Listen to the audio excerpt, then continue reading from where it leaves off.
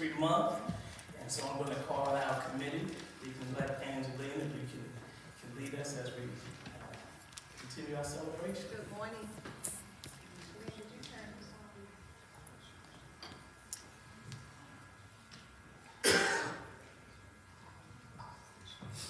Good morning, Queen Street family and friends, and to our senior pastor, Reverend Dr. Porter.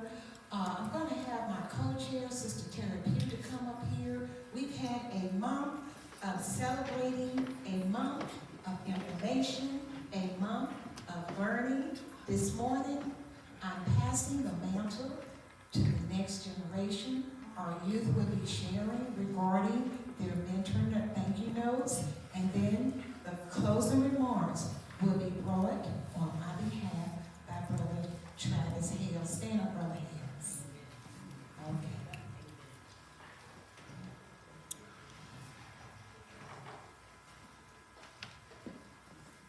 Thank you, and good morning, Queen Street.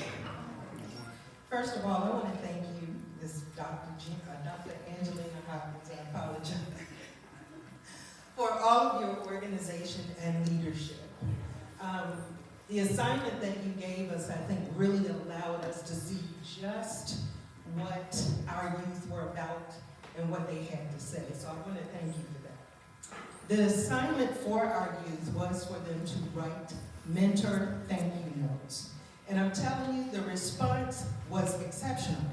I was quite surprised. We had 27 responses. So I was able to tag a few of the youth to read their responses today. So I'm going to start with Zanae. Good morning, church. Okay, so today I'll be talking about my mentor, Jalen, my brother. My brother has always been there for me. He's given me lessons and advice that actually works. And we're best friends by choice and siblings by chance. I'm blessed to have a brother who is also my mentor.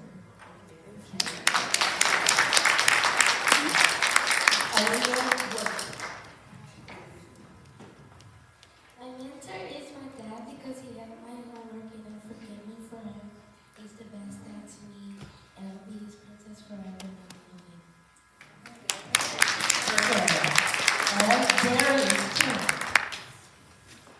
What up, church? Hey, what's up? I was raised without a dad most of my life. My mom was always there, even though I was acting up in school. So she's my mentor because I was always like being a bad kid, but she's always stable.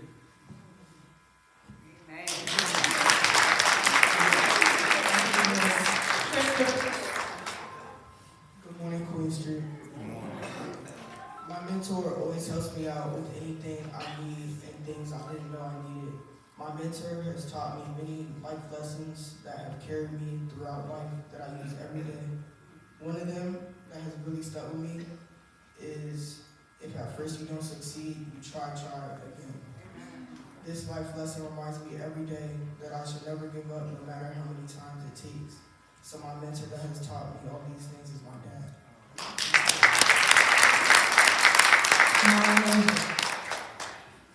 Good morning, church. I have a mentor, and my mentor is my mom. I say my mom because she's always there for me. When I need help, she's there. If I'm wrong for something, she tells me. If I'm right, she takes my side. My grandma is my mentor because she had my mom, and my mom had me, so they are both my mentors for you. So good things and ways, so I will be a good person like And of course, we have others as well. Let me read. Sorry about that.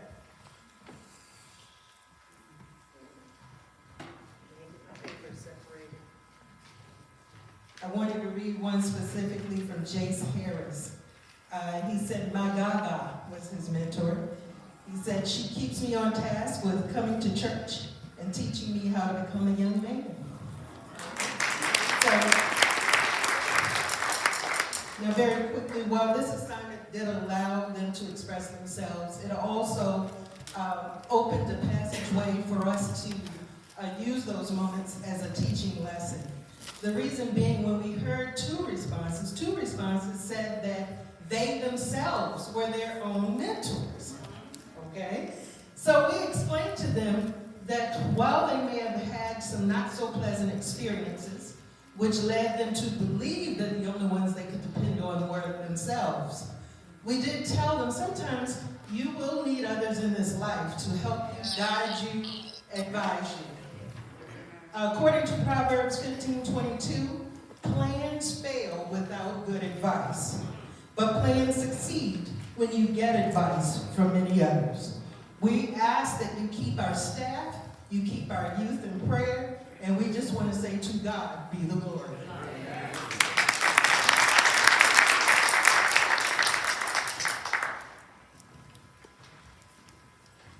Good morning, church. Good morning. And I want to say thank you, Dr. Sister Hopkins, for giving me the opportunity to give the closing remarks and recap the month. But as we come to a close of this powerful month of reflection, celebration, and education, we give thanks firstly to the Most High God, also to our ancestors, and to those who continue the work of justice and progress today. Black History Month is not just a time to remember, it's also a call to action. It reminds us that we are standing on the shoulders of giants, men and women who through faith, resilience, and an unshakable belief in a better future paved the way for us.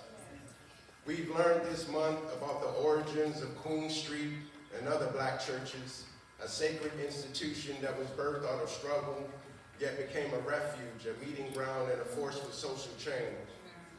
It was in the church that our ancestors found hope when the world gave them none.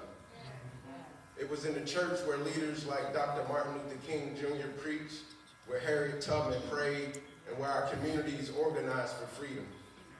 It was in the church where I learned about God.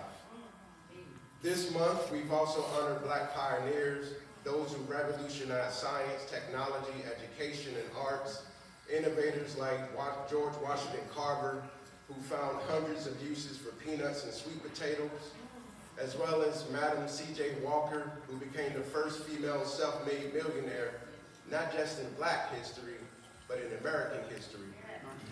We've learned about activists who refused to be silent, like Malcolm X, Rosa Parks, John Lewis, and so many others who put their lives on the line so that we can sit here today with more rights, more opportunities, and more dignity. This month, we've also recognized the role of black sororities and fraternities, organizations that have cultivated leadership, scholarship, and service our communities for over a century. They have uplifted countless students, mentored the next generation, and fought for justice on the front lines. And we've also celebrated our HBCUs. Go HU. Institutions that have educated some of the greatest minds in history, ensuring that black excellence continues to thrive. But the question remains, what do we do now? How do we carry forward the baton? And I think the answer is simple yet profound. We must continue to build, continue to uplift, and continue to fight for what is right. We must educate ourselves and our children about our history so they know whose blood, sweat, and prayers paved their paths. We must support black businesses, black institutions, and black dreams. We must show up, not just in times of crisis, but in times of opportunity, ensuring that we are active participants in shaping our own future. More importantly, we must hold fast to our faith. Just as our ancestors trusted God when they could not see the way forward, we too must walk by faith and not by sight. We must believe that our actions, no matter how small, contribute to the great legacy of black excellence and resilience. So today, as we fellowship and we leave this place, let us not just carry history in our minds, but in our hearts and in our hands. Let us be the pioneers. Let us be the inventors. Let us be the activists and the trailblazers of today. Let us continue the work so that the next generation will have even a stronger foundation to stand on. So may God bless us all as we move forward together in faith, in unity, and in purpose. Thank you, God.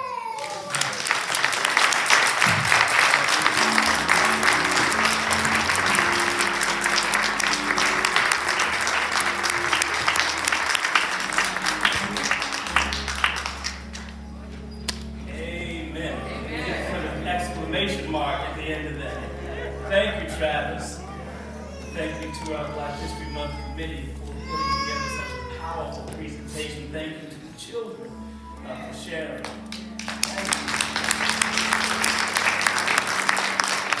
Let's take a moment and greet one another. Let's take a moment to fellowship one with another. Good morning to you, Queen